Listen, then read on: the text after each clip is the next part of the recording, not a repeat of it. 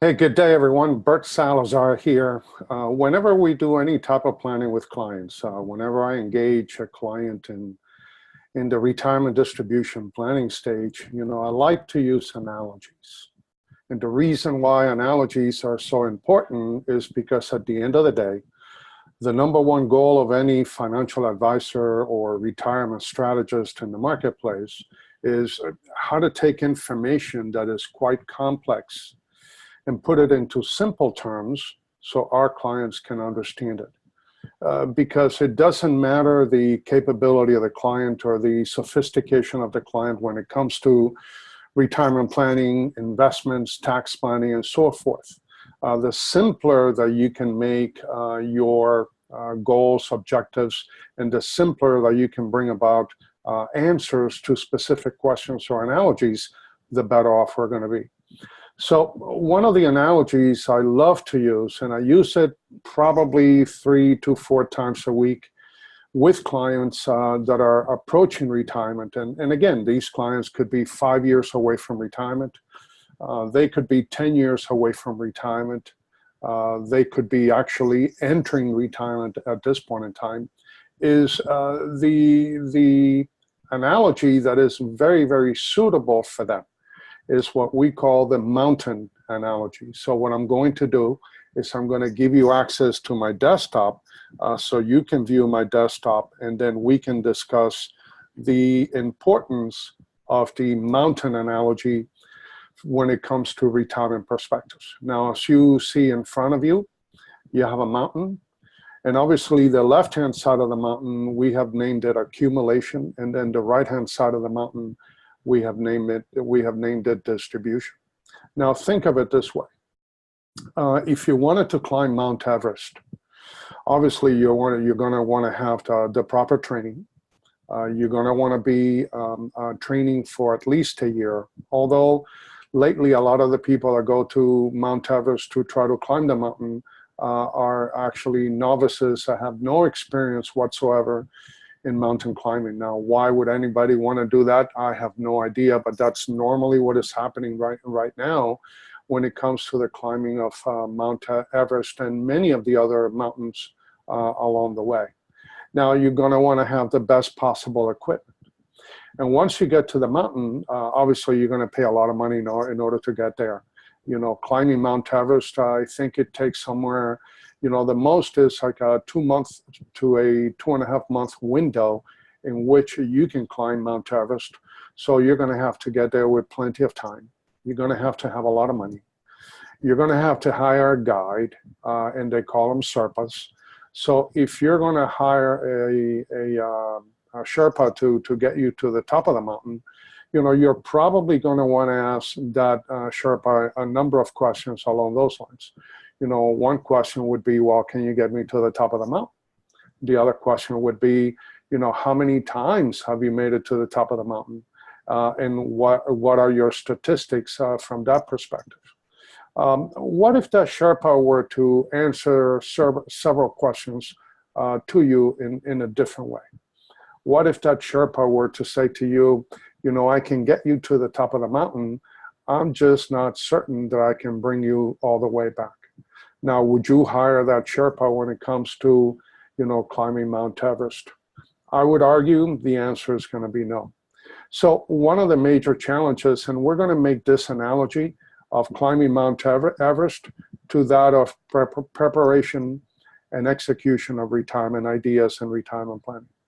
So while you're climbing the mountain, you're in the accumulation state. You may be working, you may be putting money away in retirement accounts like 401ks, 403bs, IRAs. You may be able to obtain stock options from your employer. You're putting money you're putting money away, and as much of it as you possibly can. Contribution becomes very important. Average rate of return becomes as important as contributions. Leaving the money invested becomes paramount, because the number one goal for you, and the number one goal, because whenever I have this discussion with a client, the question that I always have is, look, if the goal is to climb Mount Everest, what is the goal? What is the goal of every single mountain climber that wants to climb Mount Everest? Now, the majority of my clients, and sadly enough, their answer is to get to the top of the mountain. In other words, to get to the summit. But that is only half the way, because not only do you want to have the ability to get to the summit, but you want to make it safely back down to your family and to the people that love you and care for you so much. The same thing happens in retirement. You know, getting to retirement age, let's say 65, should not be the end of the goal. The end of the goal is to accumulate enough assets to get you to the top of the mountain and then bring you down safely till the very end of your life.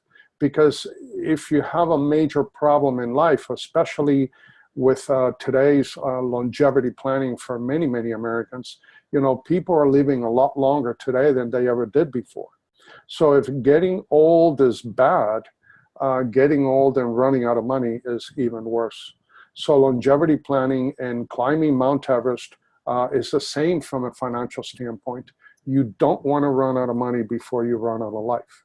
Now, there are a lot of things, and by the way, statistically speaking, the vast majority of accidents and the vast majority of people that have actually died on Mount Everest have not died on the way up.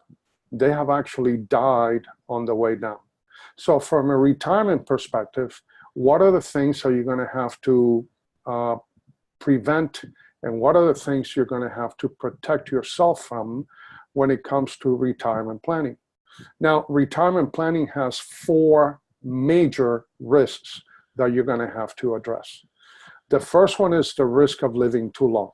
You know, as I stated a few seconds ago, people are living a lot longer today than ever before. So if you're going to plan out your retirement life and you're going to retire at the age of 65, then you have to be able to plan for 3 decades of retirement, whether you get there or not. Because again, the propensity to consume and the eroding factors I will discuss in the next couple of minutes can actually impede your ability to safely make it down the mountain from the summit of retirement. Now, obviously, you're going to have assets in place that are going to be guaranteed. Not only are they going to be guaranteed against some of the eroding factors I will discuss, but they have to be able to provide longevity protection. In other words, those assets will not die, and the income that you would generate from those assets would not die before you do. So longevity planning and longevity protection is critical when it comes to retirement distribution planning. The second issue has nothing to do with living too long, but it does have to do with living with a disability. And yes, people are living a lot longer today than ever before. But because of that, disability and long-term care has become very, very prevalent when it comes to retirement distribution planning. How are you planning for the increase of healthcare cost in retirement and Alzheimer's? That is a major, major, major concern for the vast majority of clients that I engage on a regular basis. Sadly enough, very few of them have ever prepared for such a risk. So the other issue that you have with long-term care is that the cost of long-term care today and for the past 10 to 12 years has been increasing at 3 times, yes, you heard me right, at 3 times the rate of inflation. So how are you going to be able to plan for that? What assets are you going to have readily available to cover the cost of long-term care in the future? So that's a second risk. So we've talked about the risk of living too long. We've talked about the risk of living with a disability. The third risk is living with eroding factors. And erosion, money, financial erosion, happens to all of us every day. Taxes, inflation, stock market volatility, interest rate volatility, propensity to consume, repairs, things that you're going to have to deal with, lawsuits. You know, what if you run a red light and you kill someone and it is your fault? You know, are your assets going to be protected? If they're not protected, you have actually worked very hard for someone else. So eroding factors have to be taken into consideration, especially the longer the period of life you're going to have in retirement, the higher the impact of eroding factors to your assets and to your retirement benefits. Now, the fourth and last, but definitely not least, is the risk of dying too soon. What happens to your finances?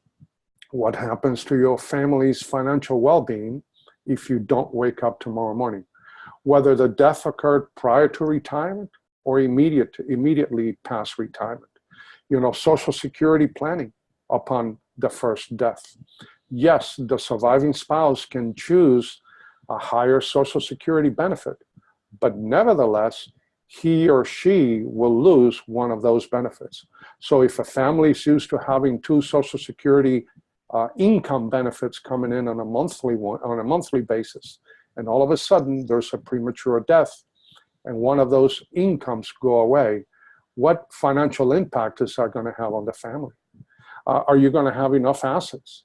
Are you going to be self-insuring that liability? Or are you going to go to an insurance company and transfer that risk from yourself to them for a small premium? So a lot of those issues that come into play in retirement, very, very few of the clients that we have ever engaged have actually had a plan, had an approach to be able to mitigate those issues. So always remember that the rules of engagement totally change when you go from accumulation to distribution. Just like trying to climb Mount Everest, the rules of engagement totally change once you reach the summit. Again, I thought it would be an important idea for us to share with you, because at the end of the day, our number one goal is to make your retirement life as simple as it possibly can be. Simplify to multiply, that's our motto. And most important, our second goal is to help you and your family change the way that you see things. Because when you change the way that you see things, the things that you see change. Thank you very much, and glad to have you here with us today.